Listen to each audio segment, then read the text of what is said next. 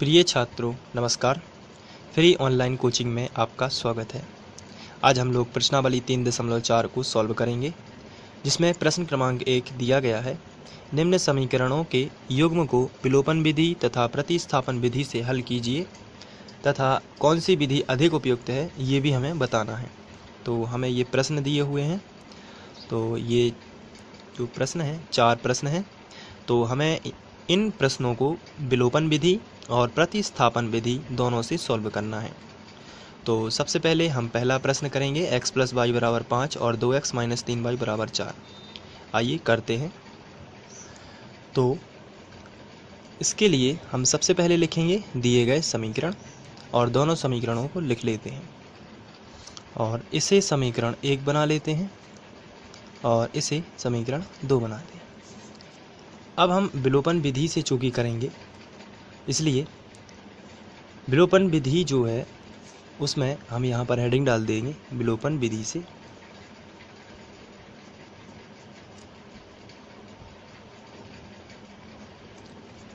और विलोपन विधि में हमें सबसे पहले दोनों समीकरणों को लिख लेना है,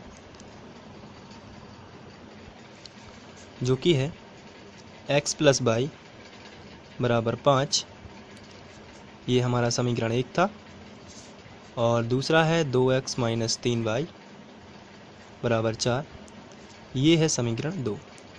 दोनों समीकरणों को लिखना जो है, उसके बाद यहाँ पर आपको या तो आप x को विलुप्त कर सकते हैं या y को विलुप्त कर सकते हैं। तो चलिए इसको हम आसानी से समझते हैं। यहाँ मैं y को विलुप्त करना सबसे पहले मैं आपको बता रहा हूँ। मैं y को विलुप्त करूँगा और उसी से हम लोग विलोपन विधि सॉल्व करेंगे। तो यहाँ पर आप देख रहे हैं y के साथ में कितना लिखा है 3, और यहाँ y के साथ में कुछ भी नहीं लिखा है तो 1 माना जाता है।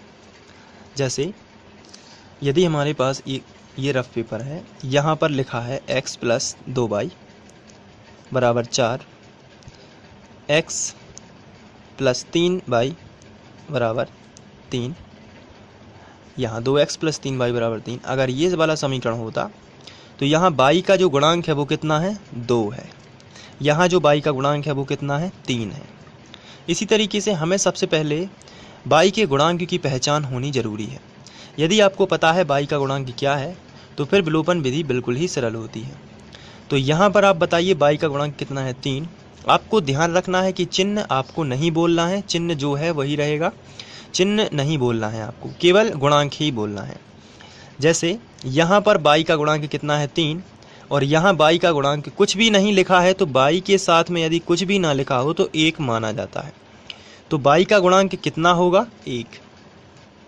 तो नीचे वाला जो y का गुणांक है वो समीकरण 1 में गुणा करेगा, और जो ऊपर वाला जो y का गुणांक है वो समीकरण 2 में गुणा करेगा। कहने का मतलब ये है, यदि मैं इसी समीकरण को इस तरीके से लिखूं x + y = 5 और 2x - 3y = 4,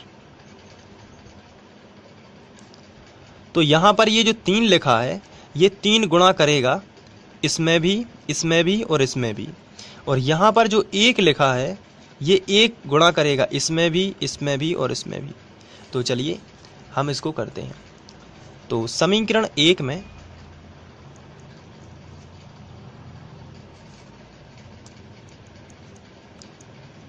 समीकरण 1 ये है, ऊपर वाले समीकरण में नीचे वाले संख्या से गुणा होगा, जो कि y का गुणांक कितना है 3 है।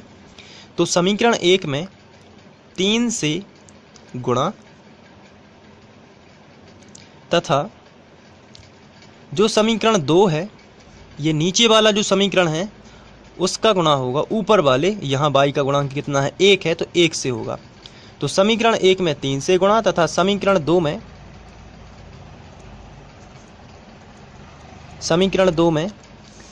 1 से गुणा होगा, 1 से गुणा करने पर। ये विलोपन विधि है। आपको ध्यान रखना है y का जो गुणांक है, यहाँ y का गुणांक कितना है 3, तो 3 का गुणा होगा पूरे समीकरण में, और नीचे जो है नीचे वाला जो समीकरण है, नीचे वाले समीकरण में ऊपर वाले y का गुणांक का गुणा होगा। तो इतना सिंपल है ये करना। अब यदि मैं इसको अलग से समझाऊं तो यहाँ पर यदि हमारा समीकरण होता 4x + 2y = 8 2x plus 6y बराबर 12। यदि ये समीकरण होता तो इस 6 का गुणा होता ऊपर वाले समीकरण में पूरे में, यानी कि 6 का गुणा यहाँ हो जाता इस तरीके से, और 2 का गुणा जो होता नीचे वाले समीकरण में। तो आशा करता हूँ कि ये आप समझ गए होंगे, बहुत ही सिंपल है समझना। नीचे वाले y का गुणांक का जो है गुणा वो ऊपर वाले में होगा, और जो नीचे वाला है वो y का गुणांक जो ऊपर है वो गुणा करेगा। तो चलिए, इसीलिए हमने इसमें लिखा है y का गुणांक जो 3 है, 3 का गुणा पूरे समीकरण में, और यहाँ जो y का गुणांक है 1, इसका गुणा इस पूरे समीकरण में। तो चलिए अब हम गुणा करते हैं।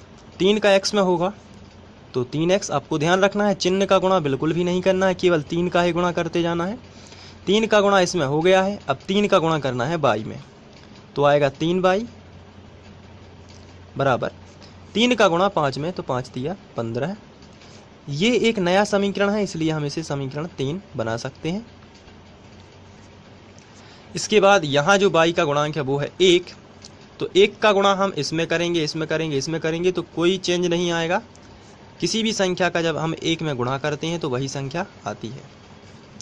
तो यहाँ आएगी 2x माइनस 3y बराबर 4। इसे हम समीकरण 4 बना देंगे, क्योंकि ये भी एक नया समीकरण है।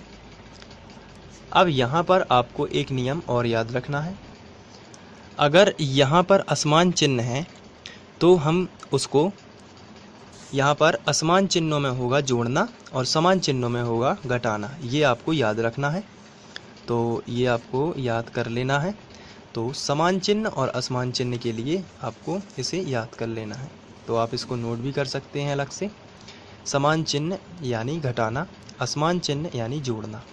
तो चलिए, यहाँ पर असमान चिन्ह है तो हम जोड़ देते हैं। तो यहाँ पर आपको इस तरीके से बनाने के बाद यहाँ पर आप लिखोगे जोड़ने पर, क्योंकि यहाँ पर जो हमने y के गुणांक समान किए हुए हैं उनमें असमान चिन्ह है, तो हम यहाँ पर जोड़ेंगे, और यदि यहाँ पर समान चिन्ह आते हैं तो हम इसको घटा देते हैं। चलिए, इसके नीचे हम लाइन खींचते हैं एक, और चूँकि जोड़ना है इसलिए हम इनको जोड़ते हैं 3 और 2। यहाँ पर हम बड़ा प्लस का चिन्ह भी लगा देते हैं, इससे पता चलता है कि ये दोनों ऊपर का समीकरण और नीचे का समीकरण जो है वो जुड़ रहा है। 3x और 2x टोटल हो जाएंगे 5x, और यहाँ पर प्लस का 3y और माइनस का 3y ये कैंसिल हो जाएगा, तो बचेगा 15 और 4 19। तो x बराबर आएगा 19/5। ये जो है x का मान है। अब विलोपन विधि में x का मान समीकरण 1 में रखा जाता है, तो हम लिखेंगे x का मान समीकरण 1 में रखने पर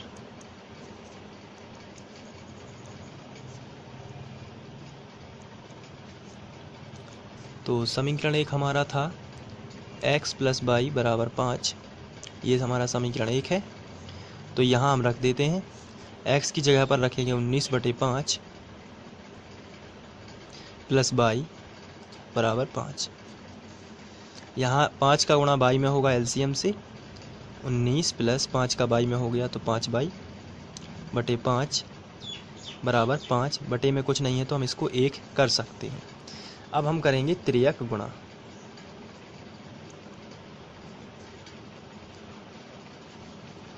एक का गुणा इसमें करेंगे, ये ज्यों का त्यों आएगा, 19 प्लस 5y, और ये 5m 25। इसके बाद हम संख्या का पक्षांतर इस तरफ कर देंगे, तो 5y बराबर आएगा 25। ये प्लस का 19 है, इस तरफ आएगा तो माइनस का 19 हो जाएगा।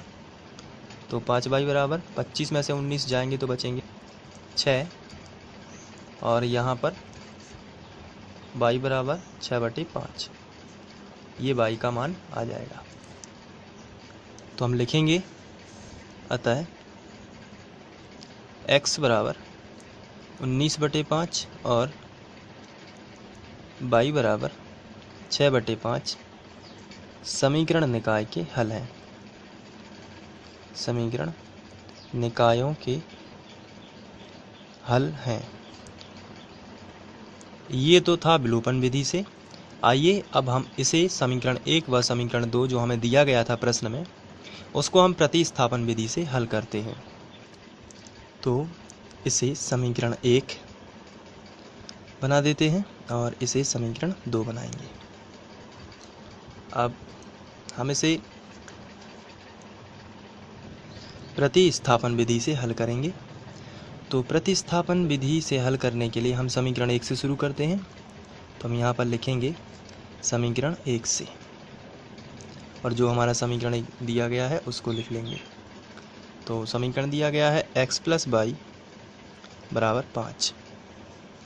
यहाँ से हमें x का मान निकालना है, इसलिए y का पक्षांतर कर देंगे।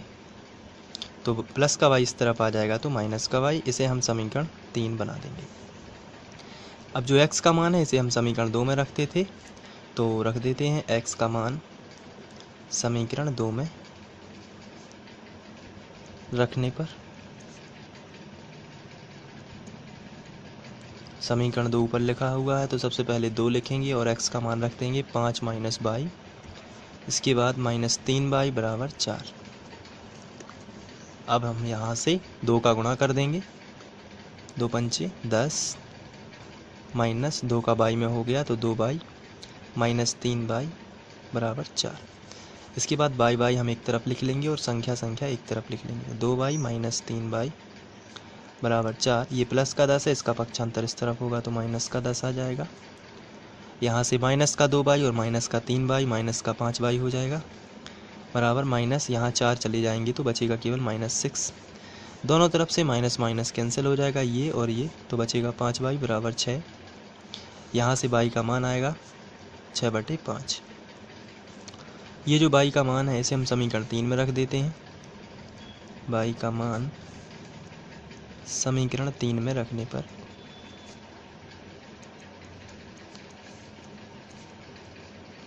तो चलिए रख देते हैं।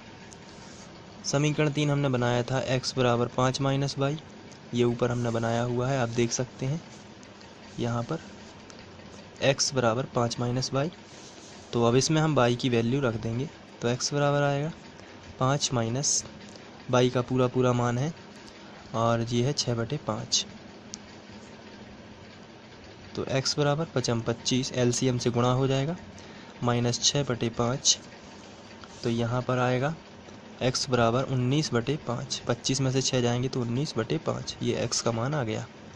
अतः x = 19/5 और y = 6/5। जो विलोपन में आंसर आएगा वही प्रतिस्थापन में भी आएगा, क्योंकि दोनों बीजगणितीय विधि हैं x और y के मान निकालने के लिए, इसलिए आप इसी तरीके से सॉल्व करेंगे। तो ये प्रतिस्थापन विधि हो जाएगी, और इसके पहले मैंने आपको विलोपन बताई है। आशा करता हूँ कि दोनों विधियाँ आपको अच्छे से आने लगेंगी, और इसके बाद भी हम लोग दूसरा क्वेश्चन करेंगे, उसमें भी हमें विलोपन और प्रतिस्थापन विधि से ही हल करना है। और जिन बच्चों को कक्षा 10वीं के गणित से संबंधित सभी वीडियो देखने हैं वो फ्री ऑनलाइन कोचिंग की प्लेलिस्ट पर जाएं, वहां से कक्षा 10वीं NCERT सेलेक्ट करें और सभी वीडियो आराम से देखें। और जिन बच्चों ने अभी तक सब्सक्राइब नहीं किया है वो सब्सक्राइब भी कर सकते हैं, और सब्सक्राइब करना बिल्कुल फ्री होता है। सब्सक्राइब और नोटिफिकेशन जल्दी ही मिल जाता है। जो नए आने वाले वीडियो होते हैं वो आप आसानी से उसका मैसेज पा सकते हैं। Thank you.